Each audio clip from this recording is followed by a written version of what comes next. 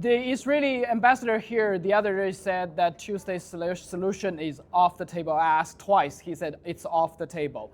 So is the process, the diplomatic process between Saudi Arabia and Israel still on the table? And what is the interlink between these?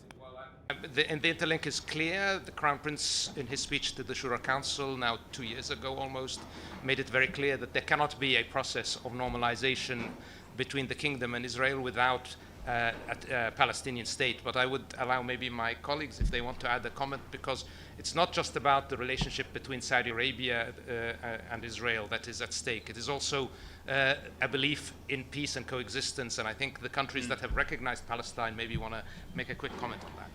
Yes, I would like to. Norwegian Foreign Minister Espen Barth Eide. We were together with Spain, Ireland, and Slovenia. We recognized yesterday, and as you know, over the last days, we've had a wave of new recognition from Western countries, taking the number of countries that have recognized Palestine to, I believe, 159, which is the latest number.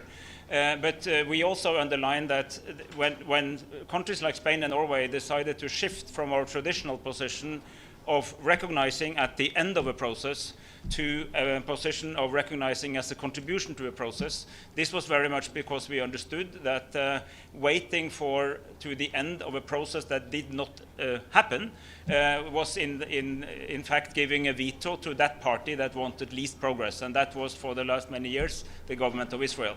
So we wanted to say that we need to put on the table now that there shall be a two-state solution, that Israel cannot have an eternal veto against what's happening with the people and on the territory that they illegally occupy.